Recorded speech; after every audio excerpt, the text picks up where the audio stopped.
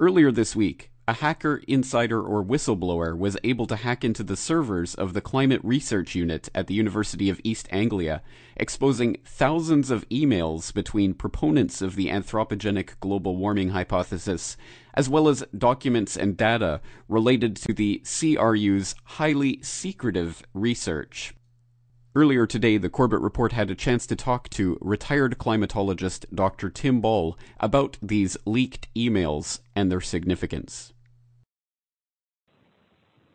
Well, the significance is that it confirms suspicions that I've had in my 30 years of working in climate science.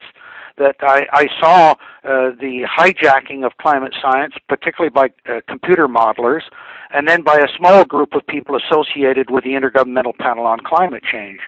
But of course, the difficulty was that even though I sensed that there were these things going on, proving it is extremely difficult. But now, suddenly, with the exposure of these files, it's not only a smoking gun, it's a battery of machine guns that has been exposed.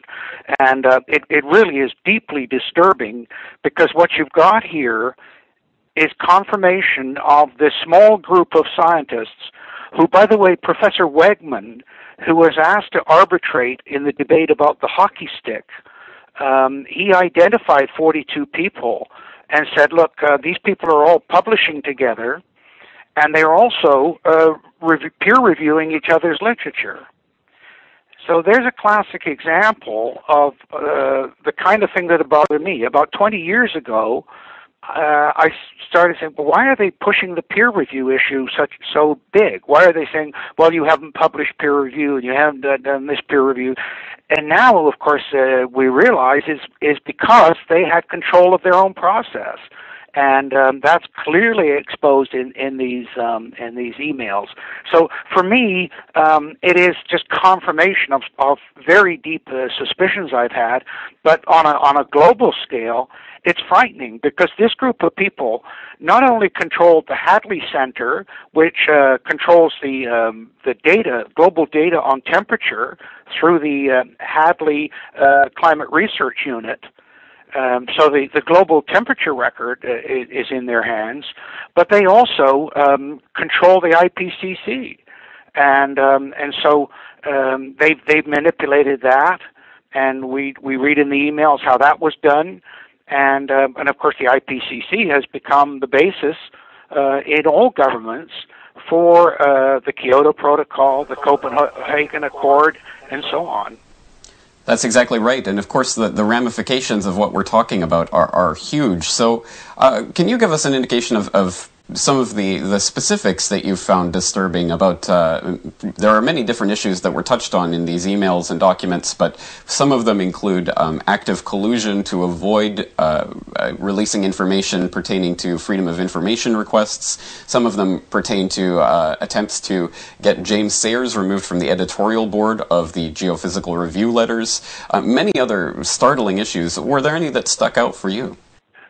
Well, I think that those are some of them, but of course, one of the first things is the overall tone of the emails. The nastiness, the viciousness, the personal comments about people. I mean, I knew John Daly, who passed away a little while ago, and the comment about almost to the delight that he's gone, and those kinds of things are really deeply disturbing.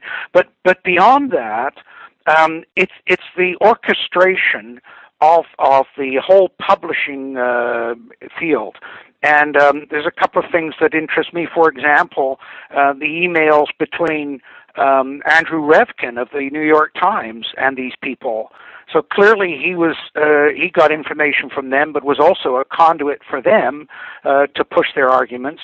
But it's also not only the attacks on individual scientists, but the attacks on editors of journals, attempting to control that whole journal process, and the emails that talk about making sure that they get the right name. So, for example, if a journal requires, the editor requires 5 independent names to act as possible review editors, they provide those names, and of course it's always from their own people. And so those sorts of things absolutely stand out. And the overall, it's the orchestration. Each one of the things in and of itself is really objectionable, as I said. But putting it all together, where they're literally controlling the climate science and anybody that dares to question to what they're saying. And so those are the things that really bother me. And just to give you a quick comment on this, Professor Deming, here's a comment that he wrote back in to his experience. He said, with the publication of my article in Science in 1995, I gained significant credibility in the community of scientists working on climate change. They thought I was one of them, someone who would pervert science in the service of social and political causes. So one of them let his guard down. A major person working in the area of climate change and global warming sent me an astonishing email that said, we must get rid of the medieval warm period. Now, when Deming came out with that at the time, there was quite a furor about it. But now, in the light of these exposures, we see that Deming was absolutely right in what he was claiming. And, of course, the person that sent him that email was Jonathan Overpeck. And Overpeck's emails are all over those files. And, of course, what they're talking about is the problem they had, James, that they kept saying, oh, no, the 20th century and the latter part of it is the warmest ever. And, of course, skeptics like myself and Richard Lindzen and Patrick Michaels were saying, no, hang on a minute. It was warmer 1,000 years ago when the Vikings were in Iceland and Greenland. And of course, that's why they decided that they'd have to get rid of the medieval warm period. And they achieved that with the hockey stick. In other words, that they completely rewrote the history. And you can see how they've done this, not only with that particular record, but with the historic records as well, the actual temperature records. The Hansen and the group, where they've been reducing the older temperatures, making it colder than it was, which then enhances the warming in the recent times. So the manipulation of records on this level is you have to think it's got to be criminal somewhere. There certainly are indications of activity that appear to be collusion to break laws and things like that. We'll have to see what the legal fallout from this is. But as you mentioned, the media fallout is particularly interesting, noting that people like Revkin were actually corresponding with these people and are now running cover for them in the New York Times. And of course, The Guardian and other places that one would expect are running the usual types of stories about how this isn't a big deal and no one should be concerned about it.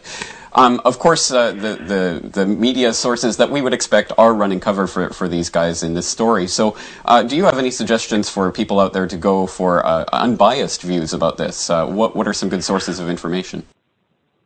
Well, I think that the Climate Audit, McIntyre's site, because he's the one that was pushing Jones for the information freedom through the Freedom of Information. And by the way, of course, what's disturbing about that is not only Jones and the Climate Research Unit involvement, but also the involvement of the UK Met Office. I mean, there's a thing on McIntyre's site today saying that as recently as November the 12th. They're denying, and of course the UK Met Office finally came out and said, "Well, we lost the data." So government involvement is deeply disturbing. But McIntyre's site at Climate Audit is a good place to go. A very good one to go is also Anthony Watt's site called "What's Up with That." And of course, Anthony's the one that's been showing all of the problems with the weather stations around the world and the adjustment of the historic record. That's another very good site to go to. Of course, I've got an article on Canada Free Press. There's a few articles there that I've written over the last 4 or 5 years about my suspicions about what was going on. And the sad thing is, James, for me, I've struggled with this and been attacked. But you know what? Finding out that what I was saying was true there's no pleasure in that whatsoever.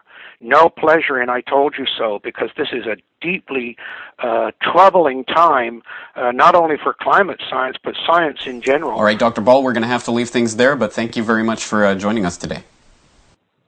Thank you for the opportunity.